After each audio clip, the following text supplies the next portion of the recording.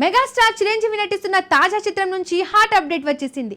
కేరళలో జరిగిన ఓ పాట షూట్లో చిరు స్టైలిష్ లుక్ లో దర్శనమిచ్చారు. అభిమానులను ఆకట్టుకుంటున్న ఈ సినిమా 2026 సంక్రాంతికి విడుదల కానుంది. మరిన్ని ఆసక్తికర విషయాలు ఇప్పుడు చూద్దాం.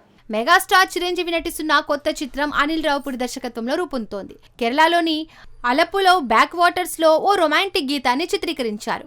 నీలి నీటిపై పసుపు పూలతో అలంకరించిన హౌస్ బోట్ లో చిరంజీవి నయనతార జోడిగా కనిపించనున్నారు. ఈ సన్నివేశం అభిమానులకు విజువల్ ట్రీట్ గా నిలుస్తోంది. చిరు ఈ సినిమాలో స్టైలిష్ రూపంలో మెరవనున్నారు. భీమ్స్ సిసిరోలియో సంగీతం, సమీర్ రెడ్డి సినిమాటోగ్రఫీ చిత్రానికి ప్రత్యేక ఆకర్షణగా నిలుస్తాయి. కుటుంబ కథాంశంతో రూపొందుతున్న ఈ చిత్రం 2026 సంక్రాంతికి బాక్స్ ఆఫీస్ ను షేక్ చేయనుంది.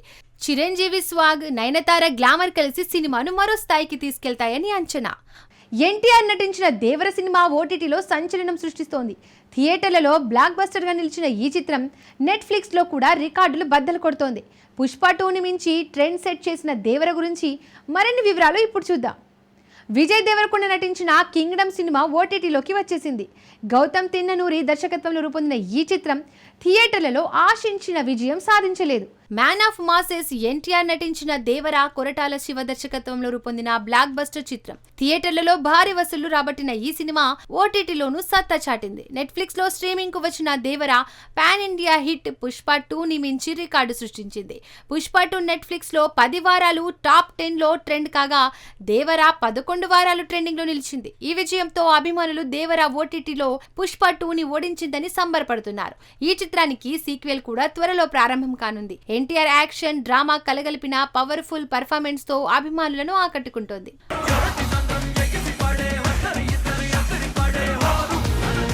విజయ్ దేవరకొండ నటించిన కింగ్డమ్ సినిమా ఓటీటీలోకి వచ్చేసింది.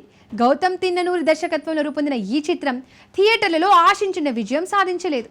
నెట్ఫ్లిక్స్ లో ఇప్పుడు స్ట్రీమింగ్ అవుతున్న ఈ సినిమా గురించి వివరాలు ఇప్పుడు చూద్దాం.